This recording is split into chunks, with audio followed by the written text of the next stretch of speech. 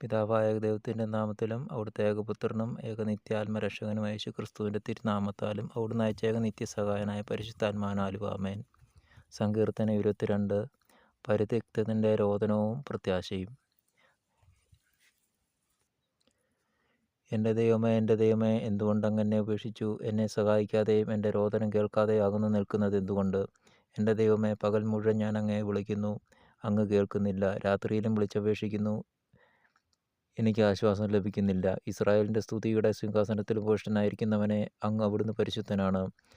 അങ്ങയിൽ ഞങ്ങളുടെ പിതാക്കന്മാർ വിശ്വാസമർപ്പിച്ചു, അവർ അങ്ങയെ ശരണം വെച്ചു. അങ്ങ് അവരെ മോചിപ്പിച്ചു. അങ്ങയോട് അവർ നിലവിളിച്ചപേക്ഷിച്ചു, അവർ രക്ഷപ്പെട്ടു. അങ്ങയെ അവർ ആശ്രയിച്ചു, അവർ ഭഗ്നാശരായില്ല. എന്നാൽ ഞാൻ മനുഷ്യനല്ല, കൃമിയത്രേ, മനുഷ്യർക്ക് നിന്ദാപാത്രവും ജനത്തിന് പരിഹാസ വിഷയവും. കാണുന്നവരെല്ലാം എന്നെ അവഹേളിക്കുന്നു, അവർ കൊഞ്ഞണം കാട്ടുകയും പരിഹസിച്ച് തലയാട്ടുകയും ചെയ്യുന്നു. അവൻ കർത്താവിൽ ആശ്രയിച്ചല്ലോ, അവിടുന്ന് അവനെ രക്ഷിക്കട്ടെ, അവിടുന്ന് അവനെ സ്വതന്ത്രനാക്കട്ടെ, അവനിൽ അവിടുത്തെ പ്രസാദം ഉണ്ടല്ലോ എന്ന് അവൻ പറയുന്നു. എങ്കിലും അവിടുന്നാണ് മാതാവിൻ്റെ ഉദരത്തിൽ നിന്ന് എന്നെ പുറത്തു കൊണ്ടുവന്നത്. മാതാവിൻ്റെ മാറിടത്തിൽ എനിക്ക് സുരക്ഷിതത്വം നൽകിയതും അവിടുന്ന് തന്നെ. അങ്ങയുടെ കൈകളിലേക്കാണ് ഞാൻ പിറന്നു വീണത്. മാതാവിൻ്റെ ഉദരത്തിലായിരിക്കുമ്പോൾ മുതൽ അവിടുന്നാണ് എൻ്റെ ദൈവം. എന്നിൽ നിന്ന് അകന്നു നിൽക്കരുതേ, ഇതാ ദുരിതം അടുത്തെത്തിയിരിക്കുന്നു, സഹായത്തിനാരുമില്ല. കാളക്കുറ്റന്മാർ എന്നെ വളഞ്ഞിരിക്കുന്നു, ഭാഷാൻ കാളക്കുറ്റന്മാർ എന്നെ ചുറ്റിയിരിക്കുന്നു.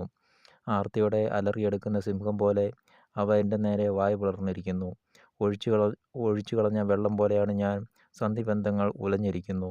എൻ്റെ ഹൃദയം മെഴുകുപോലെയായി, എൻ്റെ ഉള്ളിൽ അത് ഉരുകിക്കൊണ്ടിരിക്കുന്നു. എൻ്റെ അണ്ണാക്ക് ഓടിൻ്റെ കഷണം പോലെ വരണ്ടിരിക്കുന്നു, എൻ്റെ നാവ് അണ്ണാക്കിൽ ഒട്ടിയിരിക്കുന്നു. അവിടുന്ന് എന്നെ മരണത്തിൻ്റെ പൂഴിയിൽ ഉപേക്ഷിച്ചിരിക്കുന്നു. നായ്ക്കൾ എൻ്റെ ചുറ്റും കൂടിയിരിക്കുന്നു, അധർമ്മികളുടെ സംഘം എന്നെ വളഞ്ഞിരിക്കുന്നു. അവർ എൻ്റെ കൈകാലുകൾ കുത്തി തുളച്ചു, എൻ്റെ അസ്ഥികൾ അവർ എനിക്ക് എണ്ണാവുന്ന വിധത്തിലായി. അവർ എന്നെ തുറിച്ചു നോക്കുന്നു, അവർ എൻ്റെ വസ്ത്രങ്ങൾ പങ്കിട്ടെടുക്കുന്നു.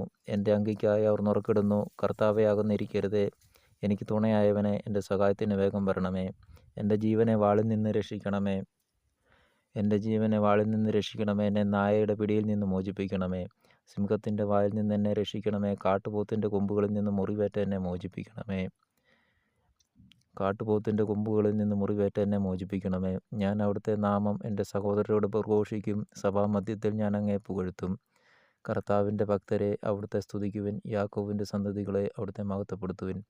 ഇസ്രായേൽ മക്കളെ, അവിടുത്തെ സന്നിധിയിൽ ഭയത്തോടെ നിൽക്കുവിൻ. എന്തെന്നാൽ പീഡിതൻ്റെ കഷ്ടതകൾ അവിടുന്ന് അവഗണിക്കുകയോ പുച്ഛിക്കുകയോ ചെയ്തില്ല. തൻ്റെ മുഖം അവനിൽ നിന്ന് മറച്ചുമില്ല.